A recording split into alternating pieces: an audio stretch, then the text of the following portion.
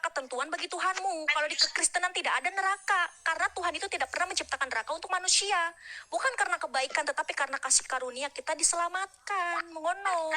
Jadi fakta bahwa Tuhan itu maha pengasih, maha penyayang, maha pengampun ada di dalam Yesus. Karena Yesus sudah menebus kita di atas kayu salib. Itulah bukti kasih dari Tuhan. Kalau misal saya punya pacar, Bu Sophie, misalkan. Pacar saya baik, Bu Sophie. Dia baik banget sama saya. Bu Sophie tanya, emang dia udah ngasih apa? Belum, Bu. Ya udah, berarti bohong. Kata-kata saya itu. Kecuali pacar saya udah ngasih saya mobil. Misalkan teman-teman ya, ini perumpamaan. Ngasih saya uang, serius sama saya. Nah, saya bilang sama orang-orang, Tuhan saya, pacar saya baik loh. Buktinya mana? Ini buktinya. Kan ada buktinya. Yesus mati di atas kayu salib untuk menebus dosa-dosa kita. Oleh hukumnya yang kekal, teman-teman. Kalau ada orang mengatakan baik-baik, pengasih penyayang, faktanya gara-gara salah sedikit, sering mengkafir-kafirkan orang, sering mengganggu para tetangganya, masuk neraka, piye toki? Ngono lo.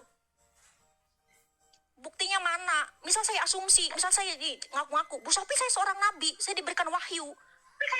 Orang-orang percaya sama saya. Jelas-jelas dia aja nggak pernah lihat Tuhannya, nggak pernah ketemu Tuhannya, ngomong langsung aja nggak pernah, ngono. Piye? Masa kalian percaya sama saya? Gitu loh. Kan nggak mungkin toh, harus ada pembuktian. Lihat Tuhannya aja nggak pernah. Bu Marisa, kalau di orang Batak ada namanya Siapudan, itu anak paling bungsu. Jadi beda ya Siapudan dengan si Fulan tadi ya? Ya kalau si Fulan itu seperti peribahasa gitu. Intinya menuju kepada kita yang si Fulan itu nggak tahu ya, Bu Sophie tolong jelaskan bahwa si Fulan itu siapa. Karena kok banyak nama Fulan tuh ya? Gitu loh Pak, bukan ya. Si Fulan tuh si Anu gitu loh, seseorang kita nggak tahu namanya, si Anu. Iya. Fulan tuh di dalam kitab tuh si Anu gitu loh. Tapi kira-kira di Indonesia ini ada tak orang tua buat nama anaknya si Fulan gitu? Si Anu ada, si Anu. Si Anu ada ya?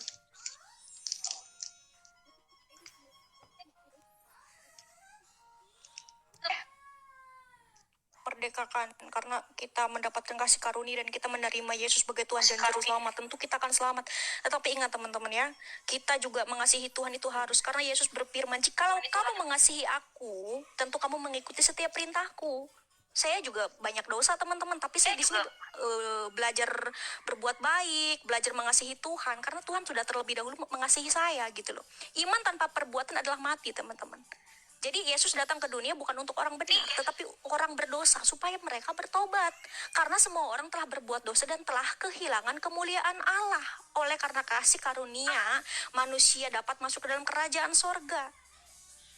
Asalkan kita mau lahir baru. Yesus berkata tidak ada seorang pun bisa masuk ke dalam kerajaan Allah kecuali dia dilahirkan kembali. Dilahirkan kembali itu artinya ya teman-teman ya, kita harus mengikuti Yesus, menerima kasih karunia dan menerima Yesus sebagai Tuhan dan Juru Selamat. Dibaptis di dalam nama Bapa, Anak dan Roh Kudus. Sebab karena kasih karunia kamu diselamatkan oleh iman. Itu bukan hasil usahamu, tetapi pemberian Allah. Sebaiknya kamu, meskipun kamu berbuat baik, berbuat yang mungkin di mata manusia itu kamu tuh, wah ini orang luar biasa. Apakah kamu percaya, kamu yakin kamu tidak punya dosa sedikit pun? Manusia itu berbuat dosa teman-teman, semuanya, nggak ada yang nggak berbuat dosa. Karena dosa waris dari nenek moyang kita ialah Adam dan Hawa. Karena Yesus tidak mau kita masuk ke dalam neraka teman-teman, karena Tuhan itu mau kita masuk ke sorga. Karena Tuhan yang kasih itu, maha kasih itu tidak mau manusia itu disiksa oleh karena dosa. Karena upah dosa adalah maut. Justru karena Yesus mengasihi kita, dia datang ke dunia merendahkan dirinya.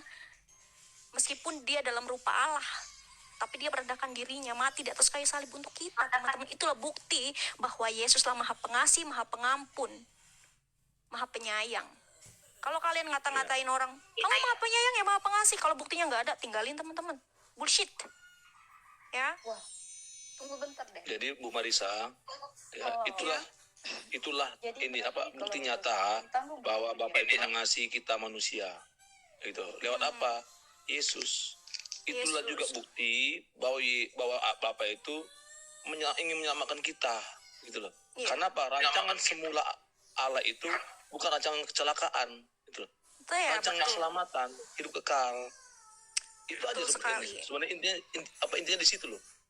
Itu Makanya makanya Yesus kenapa berkata, ya Yesus itu datang ke dalam dunia. iya, Gitu. merendahkan dirinya teman-teman, meskipun dia dalam rupa Allah, bayangin loh. Yesus berkata, pencuri datang hanya untuk mencuri dan membunuh dan membinasakan, tetapi aku datang, kata Tuhan Yesus, supaya mereka memiliki hidup dan memiliki segala kelimpahan. Pencuri itu iblis, teman-teman. Iblis itu ingin kita mati binasa loh. Makanya menyangkal Yesus nggak disalib, padahal Yesus disalib jelas-jelas. Sejarah juga mencatat, nubuatan di Alkitab di dalam perjanjian lama juga menyatakan Yesus, Tuhan akan datang ke dunia menjadi manusia, ya. Dalam maksudnya itu Matius pasal 1 ayat 21. Itu jelas banget teman-teman ya, dan dia akan diremukan, akan ditikam oleh karena pemberontakan kita. Itu untuk menebus kita teman-teman. Bisa dibunuh ya kan. Iya dibunuh, tapi enggak, saya tanya, sekarang Yesus ada di mana? Dia dibunuh karena menebus dosa kita, tetapi dia bangkit karena dia Allah. Dia kekal. Ya namanya juga Tuhan. Tapi begini Bu Jennifer, saya jelaskan. Allah itu roh, Bu. Kalau Allah dalam rupa rohnya, ya jelas saja nggak bisa dibunuh. Tapi kamu baca Filipi 2 ayat 5-8 dan 1 Petrus 3 ayat 18. Yesus Kristus itu sekalipun dalam rupa Allah, dia tidak menganggap kesetaraannya dengan Allah sebagai milik yang harus dipertahankan. Yesus sebagai firman, dia itu merendahkan dirinya dan dia mengambil rupa manusia menjadi seorang hamba. Dan di 1 Petrus 3 ayat 18 dikatakan dia dibunuh dalam keadaannya sebagai manusia. Jadi kalau Yesus firman gak jadi manusia, ya gak bisa dibunuh, Bu. Bahkan kemarin saya bacakan Yohanes 8 ya, Ibu baca di Yohanes 8 secara keseluruhan. Yesus berkata begini, tidak seorang pun dapat mengambil nyawaku daripadaku, melainkan aku menyerahkannya menurut kehendakku sendiri. Aku berkuasa untuk menyerahkan nyawaku dan aku berkuasa untuk mengambilnya kembali. Begitu, Bu, ya.